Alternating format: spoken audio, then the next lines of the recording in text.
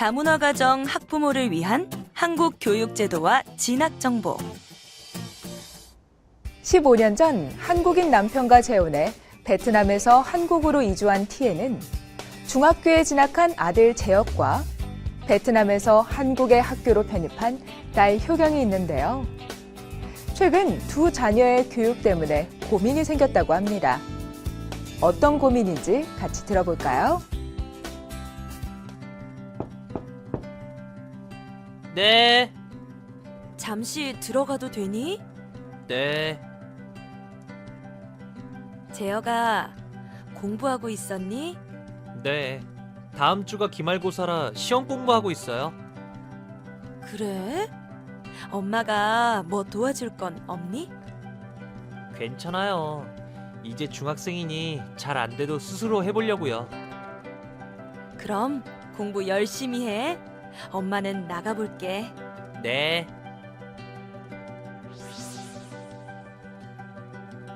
무슨 일 있어요?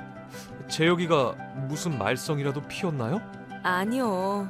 그런 건 아니고 재혁이 공부를 좀 도와줬으면 하는데 아는 게 없어서요. 아, 미안해요. 저라도 같이 도와줘야 하는데 매일 야근이나 뭐다 힘이 못 대주네요. 마땅히 주변에 물어볼 것도 없고 재혁이도 재혁이지만 효경이는 한국 학교에 적응하랴 공부하랴 이중고일 건데 어떻게 해야 아이들 공부를 도와줄 수 있을까? 이런 자녀들의 공부 때문에 고민이 많겠군요. 그렇다고 부모님이 모든 공부를 가르칠 수도 없기 때문에 그저 답답하기만 할 것 같습니다. 중학교부터는 공부의 중요성이 점차 높아지기 시작하는데요. 이 시기에 적절하게 도움을 주지 않으면 기초 학력이 부족하게 될 수도 있습니다. 무엇보다 스스로 공부할 수 있도록 자기주도적 학습 능력을 갖추는 것이 중요하다고 할 수 있겠습니다. 이번 시간에는 어떻게 하면 자녀의 공부에 도움을 줄 수 있을지 공부해 보도록 하겠습니다. 먼저 이 시간의 학습 목표와 학습 내용을 함께 들어볼까요? 학습 목표 1. 효율적인 학습 지도 방법을 알 수 있다. 2. 학급 지원 제도를 통해 자녀의 학습을 도울 수 있다. 학습 내용 1. 학교 시험 완전 정복 2. 효과적인 학습 지도 방법 3. 즐거운 독서 지도 방법 4. 사교육 없는 학습 지원 사전 지식 파악 및 인식 진단 체크리스트 OX 퀴즈 1. 자녀의 성적표는 담임 선생님께서 보내주셔야만 볼 수 있다. 정답은 X. 교육행정정보 서비스 나이스에 회원가입을 하시면 부모님이 보고 싶을 때 언제든지 열람이 가능합니다. 2. 학기 말 합산 성적표에는 지필평가와 수행평가 점수가 나와 있다. 정답은 동그라미. 학기 말 합산 성적표는 1회고사와 2회고사, 그리고 수행평가가 합쳐진 것입니다. 최종 성적은 지필평가만 반영되는 것이 아니라 지필평가와 수행평가를 합쳐서 산출하게 되어 있습니다. 중학교 시험은 정기적으로 보는 지필평가와 수시로 보는 수행평가가 있습니다. 중학교 성적은 고등학교 진학 때 활용이 되며 자녀들의 성취 수준을 알 수 있는 수단이 되기도 하죠. 수행평가는 학생이 학습 과제를 수행하는 과정과 결과를 보고 평가합니다. 과제형 평가를 지향하고 수업 중에 실시하도록 하게 되어 있으며 평가 방식도 매우 다양하죠. 특히 2015년 개정 교육과정에는 참여형 수업과 과정 중심 평가가 더욱 강조되었습니다. A중학교 수행평가 기준을 살펴보겠습니다. 자녀가 다니는 학교와 담당 선생님마다 평가 기준과 비율은 조금씩 차이가 있으니 자세한 것은 자녀가 다니는 학교의 안내문이나 학교 홈페이지 등에서 확인하셔야 됩니다. 수행평가 내용 중 눈에 띄는 것은 수업 태도입니다. 즉, 평상시 수업 태도도 평가에 반영됨을 알 수 있겠죠. 기본적으로 책과 공책을 잘 챙겨와야 하며 선생님의 강의에 잘 집중해야 합니다. 뿐만 아니라 적극적으로 수업에 참여하고 활동해야 합니다. 단순히 지필고사만 잘 본다고 해서 좋은 결과가 나오지는 않는데요. 각 과목마다 다양한 내용의 평가가 있어 조금은 복잡하다고 느낄 수도 있지만 기본적으로 각 교과 수업을 통해 배우는 내용의 연장과 실습이라고 보시면 됩니다. 최근에는 수행평가 과정에 기본적인 컴퓨터 활용 능력이 필요한 경우가 많은데요. 파워포인트, 한글 문서 작성 등은 요즘 중학생에게 매우 필수적인 능력임을 기억해 두시기 바랍니다. 다음으로 지필평가는 매 학기 2번씩 실시합니다. 즉, 1년에 4회를 보게 되는데요. 중학교부터 지필고사를 볼 때 OMR 답안지를 사용하게 됩니다. OMR 답안지에는 컴퓨터용 사인펜판을 사용해야 합니다. 시험 볼 때 컴퓨터용 사인펜을 반드시 준비해 주세요. 시험을 볼 때 전자기기는 반드시 교사에게 제출해야 합니다. 모르고 소지한 경우도 부정행위로 처리되기 때문에 각별히 주의해야겠죠. 이 밖에 다른 친구에게 답안지를 보여주거나 보는 행위, 시험 중 휴대물을 보거나 무선기기 등을 이용하는 행위, 시험 종료령이 울린 후에도 계속 답안지를 작성하는 행위도 부정행위라고 볼 수 있습니다. 지필평가는 오지선다형, 단답형, 서술형 문제가 출제됩니다. 오지선다형은 5개의 보기 중 정답을 고르는 문제인데요. 단답형은 문제에 대한 짧은 답을 적는 문제입니다. 서술형은 주로 해답을 도출하는 과정 등을 쓰는 문제입니다. 학부모 시험 감독을 신청하라는 가정통신문이 나오면 신청하셔서 자녀의 학교에 감독으로 참여해 보세요. 자연스럽게 자녀와 시험에 대한 대화를 나눌 수 있을 겁니다.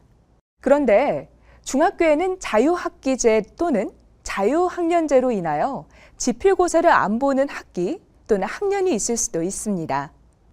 시험을 보지 않더라도 각 과목별 수업 과정에 대한 내용이 생활기록부에 기재되어 오니 매 순간, 매 수업에 최선을 다해 활동해야겠습니다. 이 밖에 영어 듣기 평가를 정기적으로 보기도 합니다. 모든 시험을 마치고 학기가 끝나면 성적표가 나오는데요.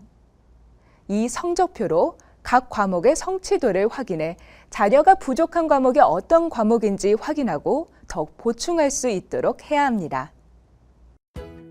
엄마, 학교 다녀왔어요. 학교 다녀왔니? 네, 오늘 학교에서 성적표 받아왔어요.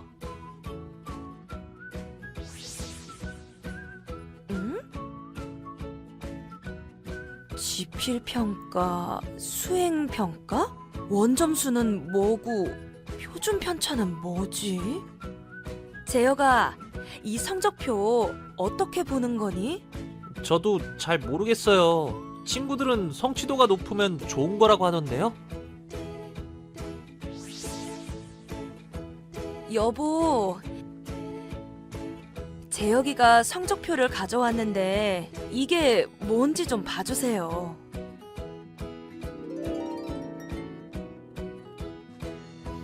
어휴, 이거 왜 이렇게 복잡하죠?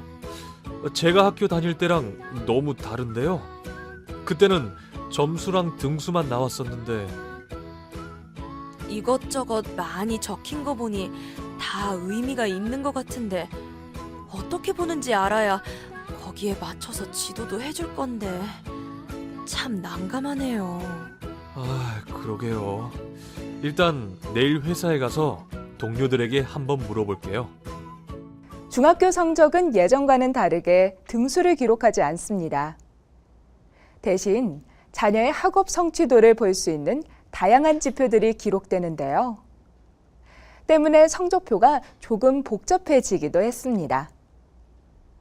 자, 그러면 이번에는 성적표를 보는 방법을 확인해 볼까요?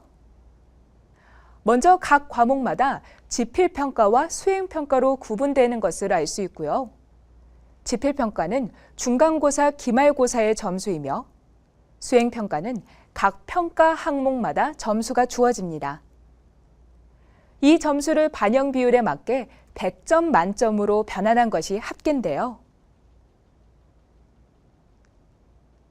국어 과목을 예로 들면 1회 지필고사, 즉 중간고사 점수는 61점이고 평가 비율은 30%이기 때문에 61 곱하기 10분의 3, 18.3점이 되고 2회 지필고사는 60점 곱하기 10분의 3으로 18점, 같은 방식으로 포트폴리오는 10점, 독서는 9점, 논술 표현은 10점, 논술 종합은 10점이 됩니다.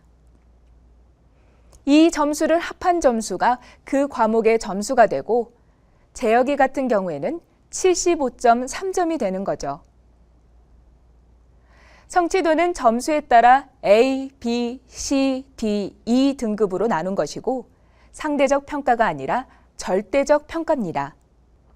높은 등급을 받았다고 반드시 등수가 높아지는 것은 아닙니다. 원점수와 과목 평균은 해당 과목에서 몇 점을 받았는지와 전체 학생의 해당 과목 평균이 얼마나 되는가로 기록되어 있습니다.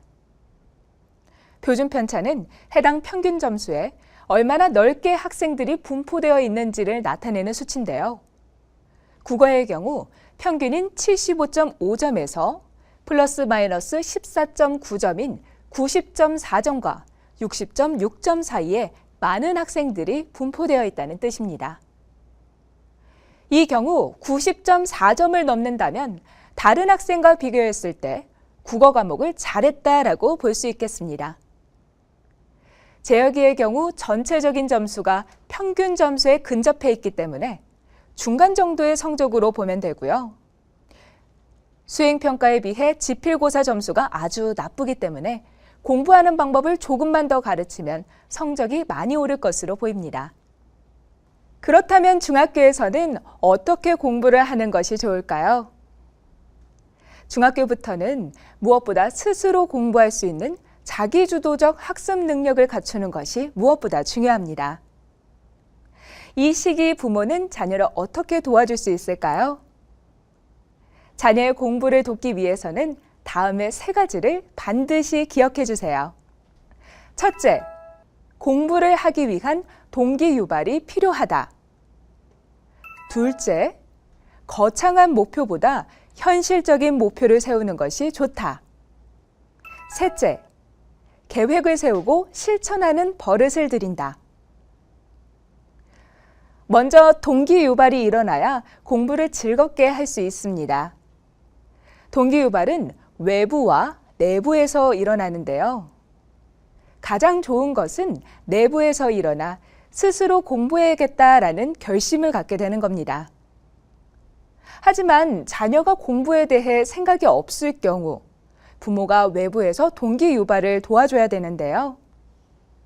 다음과 같은 동기 유발 방법이 있습니다. 첫째, 공부의 필요성을 느끼게 해야 합니다. 모든 학습자는 자신이 배우는 내용이 자신에게 어떤 도움이 되는지 질문하게 됩니다. 그리고 학습이 자신에게 매우 필요한 것이다 라고 느낄 때 학습 동기가 유발됩니다. 따라서 공부가 인생을 살아가는데 왜 필요한지 자녀와 대화를 나누어야 합니다. 이때 포함되어야 할 내용은 왜 공부가 필요한가? 공부를 통해 얻는 이익은 무엇인가? 공부가 실제로 어떻게 활용되는가 등입니다. 둘째, 격려하고 자신감을 심어주세요. 잘할 수 있어. 너 자신을 믿으렴? 등의 말을 해주세요. 자녀들은 부모님의 믿음으로 힘을 얻습니다. 셋째, 칭찬과 보상은 적절하게 해주세요. 칭찬은 고래도 춤추게 합니다. 작은 성취에도 칭찬은 구체적으로, 결과보다는 과정에 초점을 맞춰서 많이 해주세요. 수행평가를 열심히 하는 것 보니 참 든든하구나. 성적이 올랐구나. 점수도 점수지만 열심히 노력하는 모습이 더 감동적이네. 대견하다. 벌써 과제를 다 했니? 오늘 저녁에는 우리 치킨 파티 할까? 목표가 분명해야 빠른 성취를 볼 수 있습니다. 목표는 매일의 목표, 단기적 목표, 장기적인 목표로 세분해서 세워야겠습니다. 계획은 시간별, 일별, 주간별, 월별 등으로 상세하게 세우는데요. 계획을 적는 수첩을 마련해서 계획을 실행했는지 자녀와 함께 체크하면서 대화를 나누는 것도 좋겠죠. 다음 활동지를 참고해서 자녀와 함께 목표와 계획을 세워볼까요? 먼저 한 학기 혹은 1년을 기준으로 성취도 한 등급 올리기, 평균 점수 5점 이상 올리기 등의 큰 목표를 세웁니다. 그 다음 월별 계획을 정하는데요. 미숙한 과목 보충하기, 오답 노트 전부 다 보기 등 큰 목표를 이루기 위해 해야 할 것들을 좀 더 구체적으로 정합니다. 주간 계획은 월별 계획에 맞춰 한 주간 해야 할 일들을 정리합니다. 주간 계획을 기준으로 일일 학습 계획을 세우는데요. 수학 문제 5문제 풀기, 영어 단어 20개 외우기 등 최대한 구체적으로 적습니다. 마지막으로 오늘의 할 일은 일일 학습 계획을 기반으로 하루 전 또는 아침에 오늘의 할 일을 미리 정하고 숙제, 수행평가, 예습과 복습, 준비물 등을 구체적으로 적습니다. 너희 학교 다니는데 힘든 건 없니? 네, 아빠. 재미있게 잘 다니고 있어요. 다행이네. 수업도 재밌고? 네, 여러 선생님께 다양한 수업을 들을 수 있는 게 참 좋은 것 같아요. 저는 체험학습이 너무 재밌어요. 어제는 과학 실험을 했는데 선생님이 칭찬도 해줬어요. 그런데 챙겨야 할 게 너무 많아서 좀 복잡하긴 해요. 하긴 과목마다 공부 방법이 너무 다양해서 좀 힘들 때도 있긴 해요. 이런... 여보, 학원에라도 보내볼까요? 과외는 어때요? 그렇게까지 시킬 필요가 있을까요? 이야기 들어보니 주변에 거의 학원 2-3개, 과외 1개 이상 안 하는 집이 없더라고요. 그럼 한번 고민해 봅시다. 자, 그러면 지금부터 교과별 공부 방법을 확인해 볼까요? 먼저 국어 과목의 경우 외국에서 살다가 온 학생들이 가장 힘들어하는 과목 중 하나인데요. 국어 과목과 같은 경우 문학작품에서 지문이 많이 인용되므로 중학생 필독 문학작품을 읽는 것이 도움이 되겠고요. 국어 문법을 집중적으로 공부하는 것이 도움이 되겠습니다. 수학은 교과서나 문제집에 나오는 문제를 많이 풀어보는 것이 중요하고요. 이때 무조건 답만 맞추려고 노력하기보다 올바른 과정으로 풀이할 수 있도록 계산 능력을 키우는 것이 중요합니다. 영어의 경우 중학교 필수 영단어를 외우는 것이 중요하겠고 영어 지문을 많이 해석해 보는 것도 도움이 됩니다. 교육부에서 제공하는 이 교과서로 영어 듣기를 해볼 수도 있습니다. 사회의 경우 교과서 지문을 꼼꼼하게 읽고 정리해 보는 것이 좋고 신문과 뉴스를 통해 사회적 이슈와 쟁점을 파악하고 있는 것도 도움이 됩니다. 과학은 용어와 기본 개념을 정확히 정리하는 것이 타 과목에 비해 중요하고 학습한 개념을 연관지어 통합적으로 생각하는 능력을 키워야 합니다. 그리고 독서하는 습관도 성적 향상에 많은 도움을 준다고 하는데요. 꼭 공부 때문만은 아니더라도 독서는 모든 배움의 시작이며 생각하는 힘을 길러주는 최고의 방법이라고 합니다. 자녀에게 독서를 할 수 있도록 가르치는 것이 좋겠죠? 독서의 중요성을 자녀에게 이야기해 주면서 책을 읽어야 하는 동기를 부여해 주세요. 그 다음으로는 독서하는 습관을 가지는 것이 중요한데요. 독서하는 습관을 가지기 위해서는 다음과 같은 방법을 활용해 보는 것도 좋습니다. 첫째, 가능한 수준의 독서 목표 세우기. 둘째, 학교에서 열리는 도서관 행사에 적극적으로 참여하기.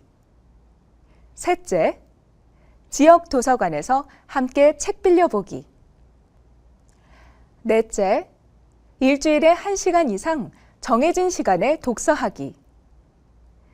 이때 자녀에게만 독서를 시키고 부모님은 TV나 스마트폰을 볼 게 아니라 같이 책을 읽어보고 소감을 공유해보는 등 부모님과 함께 독서를 하는 것이 중요하겠습니다.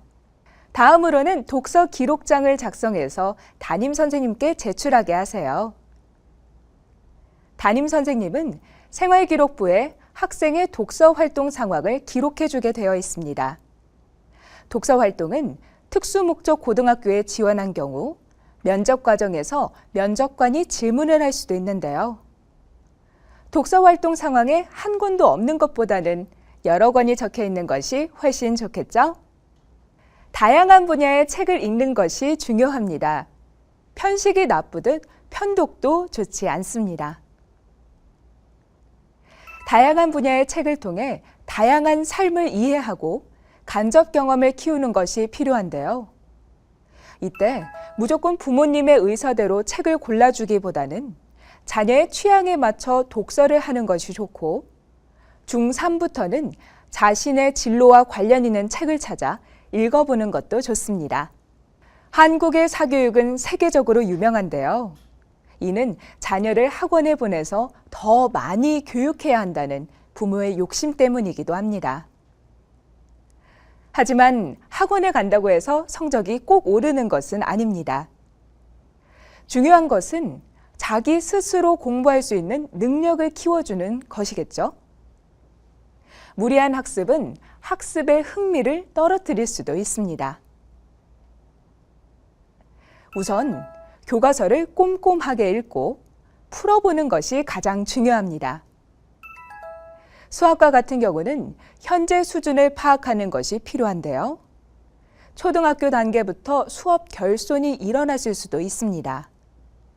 중학교 문제집을 사서 풀기보다는 방학 때 초등학교 수학부터 다시 풀게 하면서 기초를 탄탄하게 다져줘야 합니다. 학교마다 기초 학력이 부족한 학생들을 위해 특별한 방안이 마련되어 있는데요. 가정통신문을 통해 안내가 되고 있기 때문에 적극적으로 자녀가 신청해서 성실하게 프로그램에 참여할 수 있도록 격려해 주셔야 합니다. 학교에서 운영하는 방과 후 학교, 온라인 프로그램 에듀넷, 각 지역에서 운영하는 온라인 학습 지원 사이트를 이용하셔도 부족한 부분을 보충할 수 있습니다. 먼저 방과 후 학교는 학교마다 자율적으로 운영되고 있습니다. 소득 수준에 따라 교육비 지원을 받을 수 있으며 방과 후 학교 자유수강권은 연 60만 원 이내에서 지원을 받을 수 있으므로 교과와 관련된 방과 후 학교를 수강해 부족한 기초를 보완하시기 바랍니다. 두드림 학교는 단위 학교 차원에서 학습 부진 학생을 지원하는 것으로 지정된 학교는 교감, 담임, 특수교사, 상담교사, 보조교사 등을 활용하여 다중지원팀을 조직한 후 학습 부진 학생의 원인 진단과 학습 코칭, 외부 치료 등 맞춤형 지원을 통해 학습 부진 학생을 돕기 위한 곳입니다. 학습종합클리닉센터는 학교에서 의뢰한 기초학력 부진 학생에 대하여 정서 심리 검사를 통해 정확한 부진 원인을 진단하고 학습 코칭과 심리 상담을 실시하게 되며 필요에 따라서는 병의원 치료 서비스를 제공함으로써 자존감 회복과 함께 학습 동기를 강화하도록 도움을 주는 곳입니다. 기초학력 진단 보정 시스템은 온라인에서 교사가 학생의 학습 부진 여부 진단과 보정 자료 제공 및 학습 이력 관리까지 통합하여 원스톱으로 지원해주는 곳입니다. 이렇듯 온라인, 오프라인으로 학습을 도와주는 제도가 많이 있기 때문에 노력만 한다면 길은 열려 있다는 것을 명심하면서 지금까지 배운 내용을 정리해보는 시간을 가져볼까요? 정리하기, 지필평가, 종이에 보는 시험, 매 학기 2회, 선다형, 단답형, 서술형으로 이루어짐, 수행평가, 수시로 평가하며 학교마다, 과목마다 평가 방식과 점수 비율이 다름. 유의사항, 지필고사는 컴퓨터용 사인펜만 사용, 전자기기 소지 금지, 성적표 보는 방법, 성취율은 A, B, C, D, E로 나누어져 있음. A 등급에 가까울수록 우수함. 동기 유발을 통해 공부의 필요성을 깨닫게 함. 목표를 세우는 것이 중요함을 설명함. 함께 목표를 설정하고 계획 세우기를 점검함. 단어장 만들기, 암기 방법 등을 가르쳐주고 함께 연습함. 기초학력 미달 학생은 학교 방과 후 프로그램이나 외부 지원을 적극 연계함. 자, 이번 시간에는 자녀의 학습 지도 방법에 대해 알아봤습니다. 다음 시간에는 자유학기제에 대해서 배워보겠습니다.